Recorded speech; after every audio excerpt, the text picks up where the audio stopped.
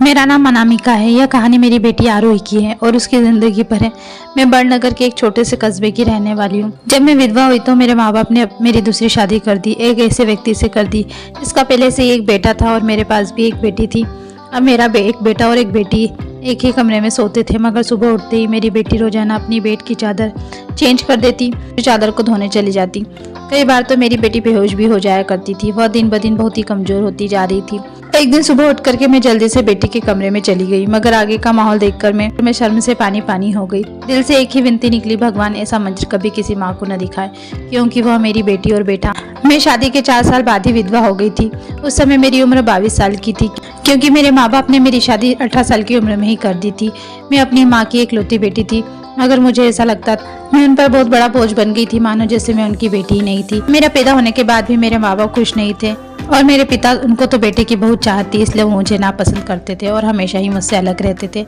मुझे दिल से प्यार नहीं करते थे, वो मुझे अपना भी नहीं मानते थे और मुझ पर बहुत गुस्सा किया करते थे। कुछ खानदानी शक्तियों की वजह से मेरे पिता दूसरी शादी भी नहीं कर सके। बस इसी कारण वो मुझसे बहुत नफरत करते थे, हर वक्त मुझसे सख्ती से ही बात करते थे और इसी वजह से उन्होंने मेरी शादी भी जल्दी करवा दी थी। मेरा पति सरकारी कर्मचारी था, हमारी एक 3 साल की बेटी भी थी, मगर एक दिन नौकरी से आते हुए रास्ते में उनका एक्सीडेंट हो गया और मौके पर ही उनकी मृत्यु हो गई। वह भी मेरा साथ छोड़कर चले गए। वह दिन मेरे लिए भयानक मंजर से कम नहीं था। मुझ पर तो परेशानियों के पहाड़ टूट पड़े थे। कुछ दिन गुजारने के बाद मेरे सास ससुर ने भी मुझे मेरे माँ बाप के घर भेज दिया। शायद उन पर भी मैं बोझ बन गई थी। वह भी मुझे अच्छा नहीं समझते थे। उनके ख्याल में मैं भी मनुष्य औरत थी। मैंने जैसे उनके बेटे को मार दिया और फिर मैं चुपचाप अपने माँ बाप के साथ उनके घर आ गई। मेरे माँ बाप भी मुझे मनुष्य समझते थे। मैं अपनी बेटी को सीने से लगाकर अकेले अकेले बहुत रोती थी। फिर कुछ दिन बाद मेरे माँ बाप ने मेरी दूसरी शादी कर दी, एक ऐसे व्यक्ति से जिसका पहले से ही एक बेटा था और मेरे पास भी एक अपनी बेटी थी। हम दोनों एक जैसे ही थे, इसलिए हमारी शादी हो गई, वरना मेरे तो अच्छे रिश्ते भी नहीं आते थे। उसका बेटा मेरी बेटी से 1 साल छोटा था। उसके बेटे का नाम आदित्य था और मेरी बेटी का नाम आरोही था। हम लोग साथ ही रहने लगे और वक्त इसी तरह गुजरने लगा। देखते ही देखते आरोही 16 साल की हो गई और आदित्य 15 साल का।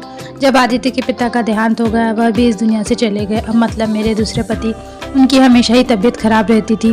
तरह तरह की बीमारियों ने घेर रखा था, लेकिन उनकी बीमारियों के साथ जैसे गुजर बसर हो रहा था। उनके जाने के बाद मानो जैसे घर की रौनक ही चली गई और हमारा अपना मकान था, इसलिए किराए की चिंता तो नहीं थी और मेरे घर में ही एक किराने की छोटी सी दुकान थी। एक दिन हम सब सो रहे थे, फिर अचानक से बहुत जोर से आवाज़ आई। मेरा दिल तो बैठ गया। मैं बहुत घबरा गई थी और डर गई थी।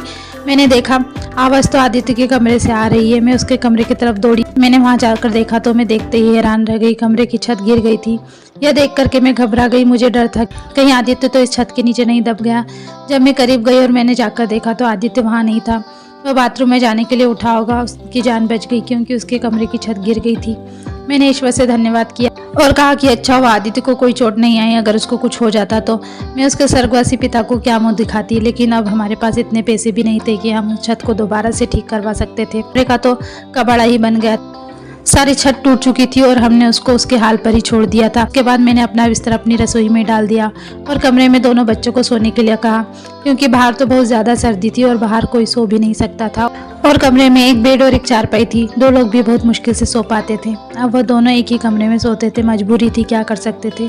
एक कमरे में तो दुकान थी और मेरे पति ने घर में 3 ही तो कमरे बनवाए थे। यूँ तो हम 3 लोगों के हिसाब से कमरे ठीक थे, लेकिन एक कमरा दुकान के लिए भी ज़रूरी था। हाँ, मजबूरी थी, क्या कर सकते थे, गुजारा तो करना ही था। एक दिन मेरा बेटा बेटे के कमरे में सोया तो सुबह सुबह कुछ ऐसा हुआ कि मैं आश्चर्य से चकित रह गई। आदित्य तो सवेरे उठकर नाश्ता करने बैठ गया था कि आरोही अभी तक सो रही थी।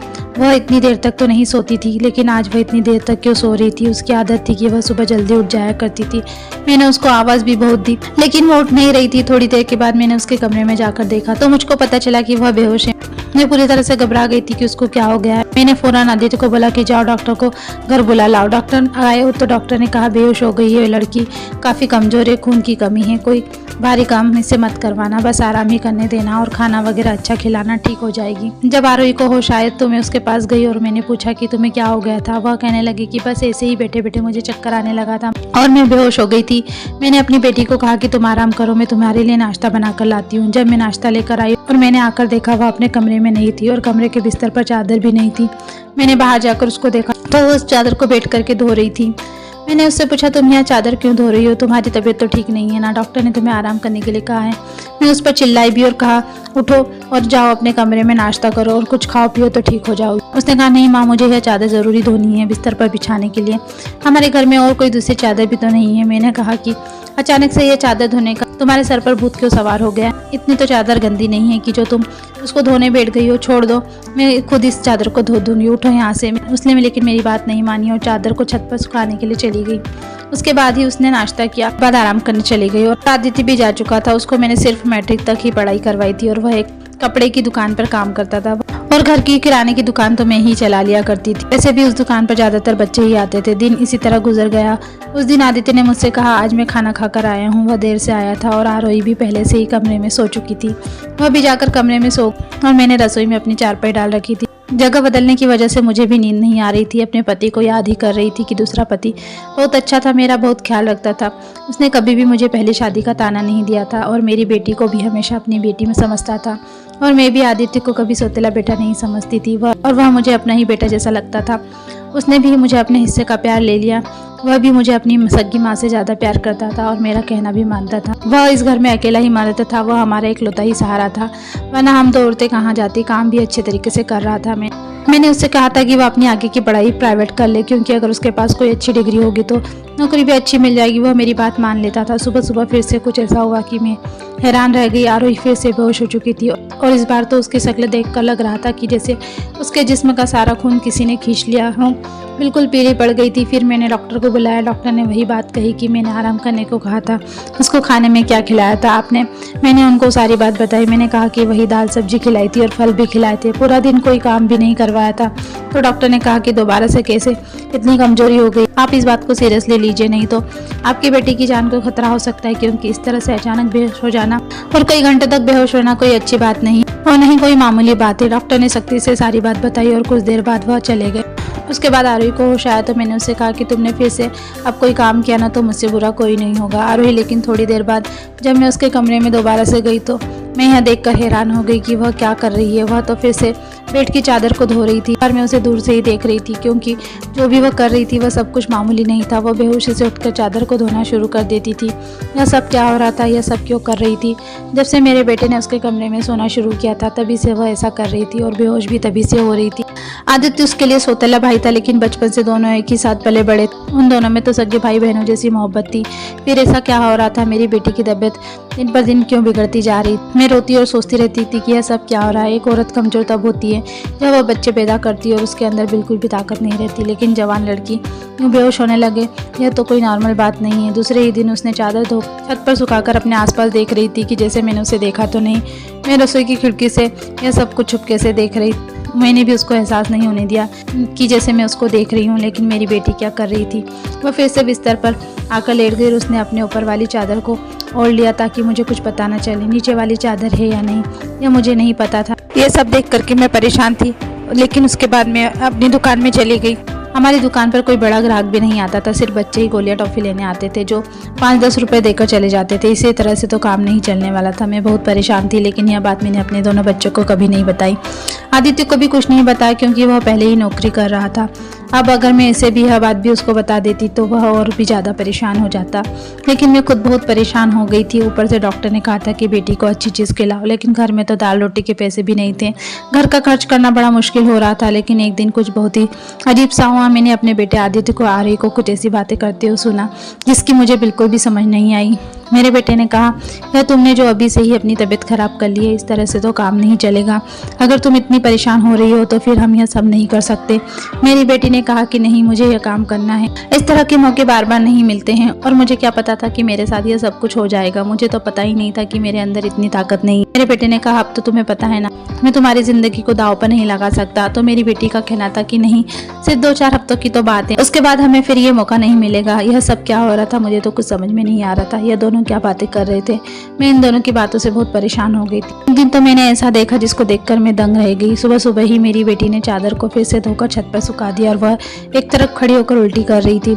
मैंने कहा कि क्या हो गया, तो वह घबरा कर कहने लगी कि अचानक से मेरा दिल खराब हो गया है। मैंने कहा, क्या मतलब है इस बात का कि दिल खराब हो गया तुम्हारा? तुम ऐसा क्या खा रही हो और चादर को बार बार क्यों धोती हो? क्या छुपा रही हो मुझसे? अगर मुझे पता चला कि तुमने कोई ऐसी वैसी हरकत की है जिससे मेरी और तुम्हारे बाप की इज्जत मिट्टी में मिल जाए तो तुम्हें मैं कभी माफ़ नहीं करूँगी। मेरी बेटी हैरान हो गई। उसने कहा, माँ आप किस तरह की बातें कर रही है, ऐसा कुछ भी नहीं है जैसा आप समझ रही है। लगता है आज आपने कोई फिल्म देख ली है या किसी ने आपके कान मेरे खिलाफ भर दिए जो आप इस तरह की बातें कर रही है। मैं ऐसा क्यों करूँ? और मैंने इस चादर को अगर धो दिया तो क्या हो गया? चादर गंदी हो गई थी, बस इसलिए धो दिया। आपको तो पता है कि कई दिन से मेरी तबीयत खराब है, तो दवाई खाने की वजह से मेरे पेट में भी खराबी हो रही है। अगर मुझे उल्टी आ गई तो इसका और कोई मतलब नहीं है। मेरी बेटी मुझे इस तरह से बात कर रही थी। मैंने उसके मुंह पर थप्पड़ दे मारा और वह जमीन पर गिर गई। तभी अचानक आदित्य भी वहाँ पर आ गए। उसने कहा कि माँ आप ये क्या कर रही हो, आपने इस पर हाथ क्यों उठाया? मैंने उससे कहा कि मैंने इसे मारा है, इस पर हाथ भी उठाए। ऐसा तो मुझे पहले ही कर देना चाहिए था, लेकिन अभी मैं पूरी तरह से बात की तह तक नहीं पहुंची थी। जिस दिन मुझे पता चल गया ना तुम दोनों के बारे में, उस दिन देखना अब मुझे खुद पता नहीं था कि मुझे क्या हो गया था। मेरे दिल में जो भी बात आ रही थी मैं वही बोलती जा रही थी, जो कि मुझे इस तरह नहीं करना चाहिए था। रात को अचानक मेरी आँख खुली और मैंने देखा कि मेरे बच्चों के कमरे की लाइट जल रही है। उस वक्त वह क्या कर रहे थे? उनको तो इस समय सो जाना चाहिए था। मुझे तो शाम को कह रहे थे कि आज हम जल्दी सो जाएंगे। मैं जब कमरे में करीब गई तो वह न सिर्फ जाग रहे थे बल्कि बातें भी कर रहे थे। किसी बात पर बहुत ज़्यादा खुश हो रहे थे। मेरा बेटा कह रहा था कि तुम बहुत खुशकिस्मत हो। तो मेरी बेटी कहने लगी कि हाँ खुशकिस्मत तो हूँ, लेकिन अभी कल फिर से जब मेरी तबीयत खराब होगी तो माँ मुझे देखकर बहुत परेशान हो जाएगी। कब तक ऐसा झूठ बोलेंगे? बेटा बोला बस कुछ दिन और कर लेते हैं, फिर सब कुछ ठीक हो जाएगा। मैं उनकी बातें सुनकर बहुत हैरान रह गई। आज मुझसे बिल्कुल भी रहा नहीं गया। मैंने कमरे के दरवाजे को खोलने की कोशिश की तो मैं हैरान रह गई। उन्होंने दरवाजे को अंदर से लॉक किया हुआ था। क्या वजह थी दरवाज़ा बंद करने की? वैसे भी अब मौसम बदल रहा था, उनको दरवाज़ा खोलकर सोना चाहिए था। मैंने दरवाजे पर बार बार दस्तक देना शुरू कर दिया, लेकिन इस तरह से दस्तक देने के बावजूद भी उन लोगों ने दरवाज़ा खोलने में आधा घंटा लगा दिया। और उसके बाद जब मैं अपने कमरे में देखा तो उनके अलावा कमरे में कोई भी नहीं था और वो दोनों ऐसी शक्ल बनाकर बैठे थे जैसे नींद से जागे हो। मैंने कहा इतनी देर में दरवाज़ा क्यों खोला? कहने लगे हम तो सो रहे थे। मैंने कहा कि झूठ नहीं बोला करो, तुम लोग जाग रहे थे और बातें कर रहे थे। उन्होंने कहा कि हम क्यों इस समय जागेंगे माँ, और बातें क्यों करेंगे? हमारा कौन सा कल पेपर है जो हम तैयारी करेंगे, और हम लोग तो सो रहे थे। मुझे उन दोनों की हरकतें समझ में नहीं आ रही थी कि इन दोनों के बीच चल क्या रहा है। मेरे पास बोलने के लिए कोई शब्द भी नहीं थे। मुझे उनकी बातें समझ नहीं आ रही थी क्योंकि वह दोनों तो ऐसे ही बैठे थे जैसे नींद से अभी अभी जागे हो। उसके बाद मैंने उनको कुछ नहीं कहा और वहाँ से चली गई। लेकिन मैं सोचती थी कि कोई ना कोई गड़बड़ तो ज़रूर है। मैं यह देखकर हैरान रह गई कि एक दिन मेरी बेटी के बाजू में नील के निशान भी थे या तो जख्म के निशान थे। समझ नहीं आ रहा था कि उसे क्या लगा था। मैंने उससे पूछा तो उसने कहा कि छुरी लगी है, लेकिन छुरी तो उंगली पर लगती है, बाजू पर नहीं। मेरी बेटी कोई ना कोई बात तो ऐसी थी जो मुझसे ज़रूर छुपा रही थी। कभी बेहोश भी हो जाती थी, कभी उसके शरीर पर अजीब तरह के निशान होते थे और कभी उठकर अपने बेड की चादर धोने लग जाती थी और मुझे कमरे में जाने नहीं देती थी। मेरा दिमाग जिस तरफ जा रहा था मैं वैसा सोचना नहीं चाहती थी। मेरी गलती थी, मैंने आग और पानी को क्यों एक साथ रखा?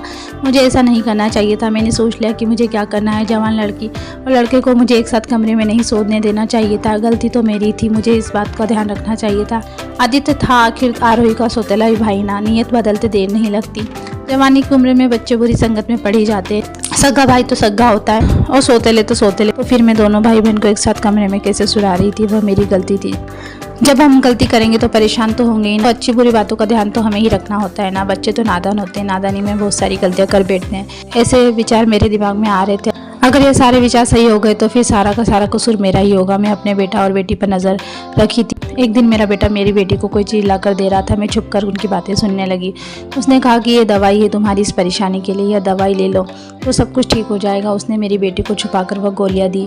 मैं परेशान हो गई कि यह किस किस्म की दवाई उसको दे रहा है। आखिर ऐसी क्या परेशानी है जो दोनों हल करना चाहते हैं और उसके बारे में मुझे नहीं पता। और यह दवाई कुछ अजीब सी क्यों लग रही थी। मेरी बेटी ने भी वह दवाई फ़ौरन से पकड़ ली, उसको अपने दुपट्टे में छुपा करके ले ली।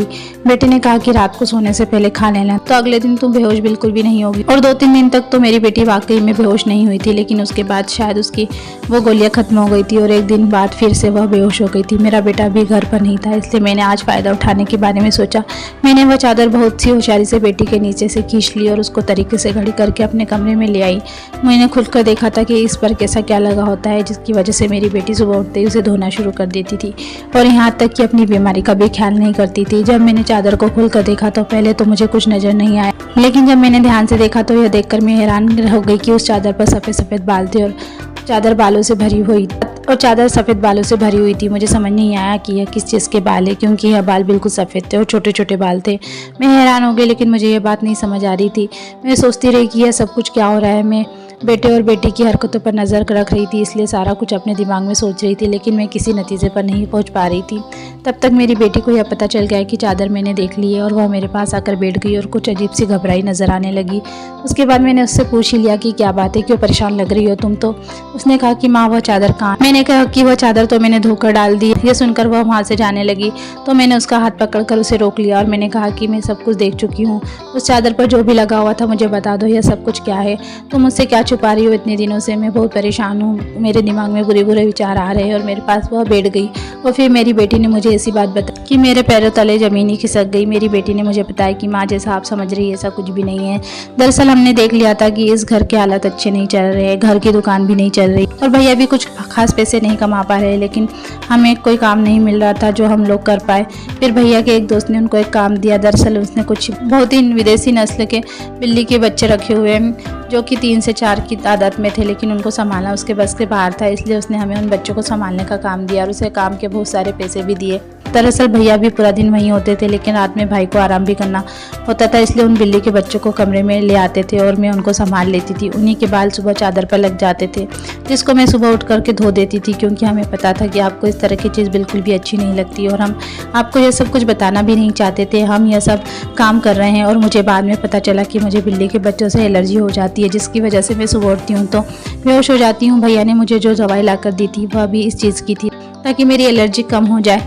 माँ, भैया का वह दोस्त बहुत अमीर है और वह बस हमें इस काम के बहुत ज़्यादा पैसे दे रहा था। वह हमें एक दिन के 1000 रुपये दे रहा था और आज उन बच्चों का हमारे घर पर आखिरी दिन था, क्योंकि अब वह उन बच्चों को लेकर के दूसरे शहर चला गया है और हमने इतने पैसे कमा लिए कि हम उस कमरे की छत भी डलवा सकते हैं और घर का कुछ राशन भी ला सकते हैं। हमें पता है कि आपको पालतू जानवर बिल्कुल भी पसंद नहीं है, इसलिए हमने आपको यह बात बिल्कुल भी नहीं बताई थी, लेकिन आपने तो ना जाने हमारे बारे में क्या क्या सोच लिया। हम पर इतना शक किया आपने, हमारे बारे में जो भी बातें की वह हमारे दिल में तीर की तरह जाकर लगती थी। मैं जानती हूँ कि वह मेरा सौतेला भाई है, लेकिन वह मेरे सगे भाई से भी बढ़कर है।